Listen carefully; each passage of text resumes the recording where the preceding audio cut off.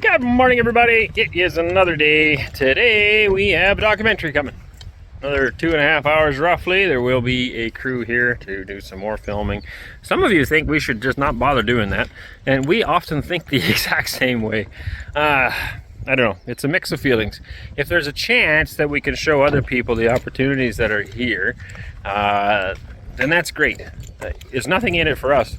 All of these documentaries, many of them promise that they're gonna, try to help us in one way or another, like advertising our channel or things like that. None of them have yet done that. Maybe they have, but we have seen zero benefit from it. So literally, there's nothing in it for us. But if there's an opportunity to help other people, I know we at one time felt stuck and didn't know what the future would hold. Were we gonna, be able to keep going in Canada? For how long? The economy's still not good there. So, we found this place and we're happy for it, and we really love living here, and in all honesty see a bright future here in Russia. That doesn't mean it doesn't have its challenges, of course, but we see a bright future here, and if other people can have their eyes open in the same regard, if we can help in that sense, then I guess in that way there's something in it for us, because you get the satisfaction of opening people's eyes, bridging east versus west, I guess. So anyway, that'll happen today. Yesterday we had a meeting, Minister of Agriculture here locally, to it was like a Zoom call with the committee for the grant competition. It's a really cool thing. I don't understand all the ins and outs of it, so I can't explain it that well. Other people can. Probably lots of people in the comments will know about it. But basically, there's X amount of dollars for this grant, and people compete for it, sort of. You have to have certain things lined up. Obviously, your application form, business plan, have an idea what you want to do, have an idea that makes sense. There are certain things that are more in demand than other things, right? So if you want to be a caterpillar farmer, I don't even know if anybody does that, but I'm just making something up. If you want to be a caterpillar farmer, probably not going to get a grant, because I can't even think of any usefulness for caterpillar farming. But if you want to produce cow milk or vegetables, those two are in high demand right now, and so that would give you a higher chance on the competition. I don't know if that makes sense. I'm hoping it makes sense. So there's X amount of applicants, and based on their projections, based on their plans, basically their business plans, they pick X amount. I forget exactly how many. I think there's like 45 applicants this year in our state, and only 16 of them will get it. So very slim chances of actually getting it. We do have a lot of things, like we are going for dairy cows, so that's higher on the list, of course. And we have we have a facility for it, things like that. So that helps us. We'll see. It was an interesting process. I'm glad to just be part of it, and as an immigrant, to have the opportunity to participate, I think is pretty cool. We obviously hope it will work out, because we're looking forward to expanding our business here and becoming a thriving part of the community. But if not this year, then we'll try again next year. So we still haven't got much farther on the house, got this far. We're going to work on these two sides here right now. We only have a little bit of time left before they show up, but we'll take care of that. I have no idea what they've got planned. They're going to film us here on the farm today, and then we got to go into Nizhny Novgorod, into the city. They'll film us there for a bit today, and then after that, tomorrow we're going to do some more filming and an interview, and then that's it. Originally they wanted 3 days. I'm going to try to cram it into 2, and then get that done. What else was I going to say? Oh, we did learn too. We had a vet meeting trying to figure out, because every country does things differently.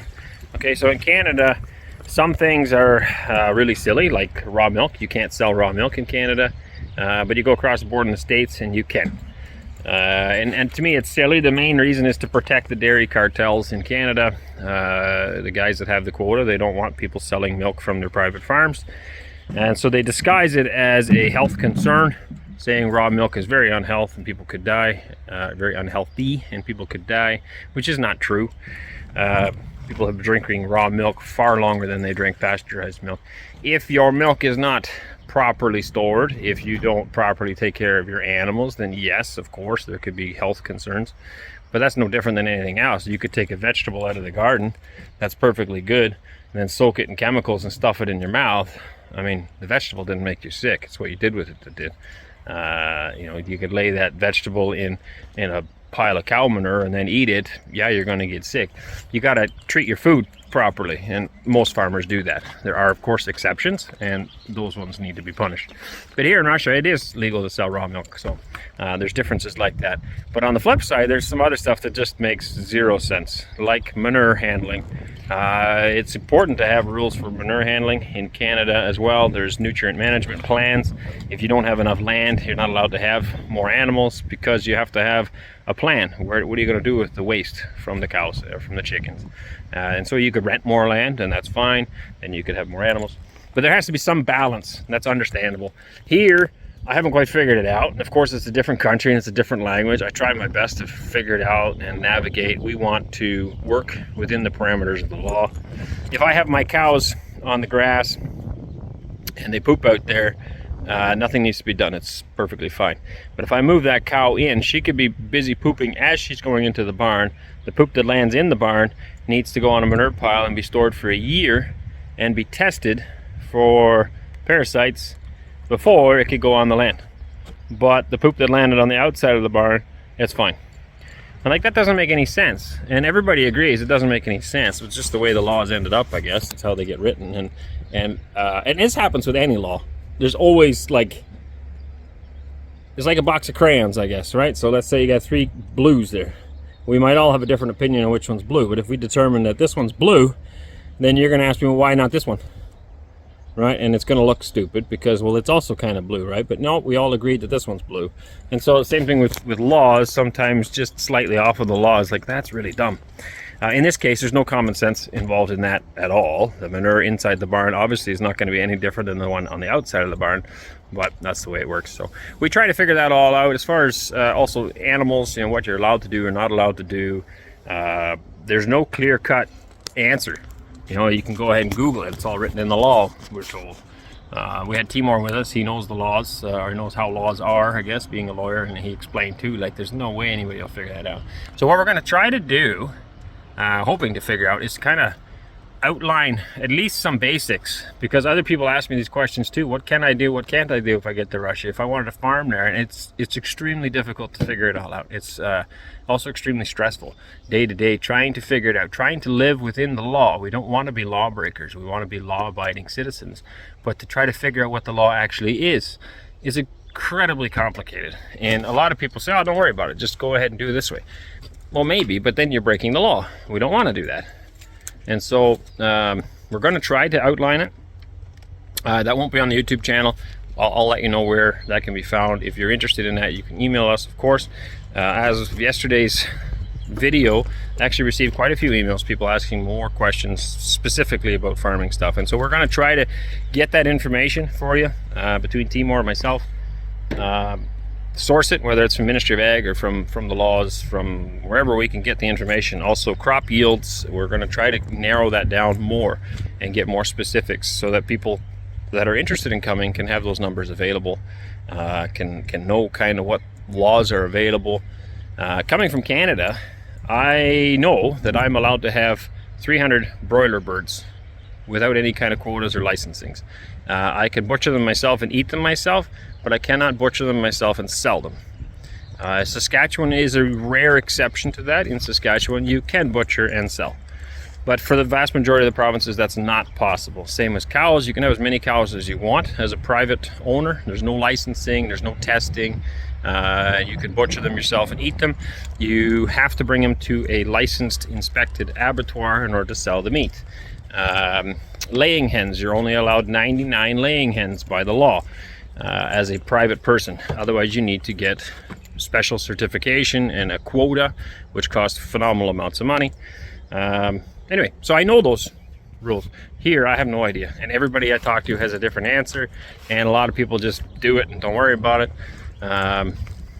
Yeah, it would be nice to narrow that all down to kind of get an idea of what is actually allowed and what is not actually allowed, to have a better handle on it. And also for you guys, because coming here thinking it's like back home, you could end up in trouble or just really surprised by what you're allowed to do or not allowed to do.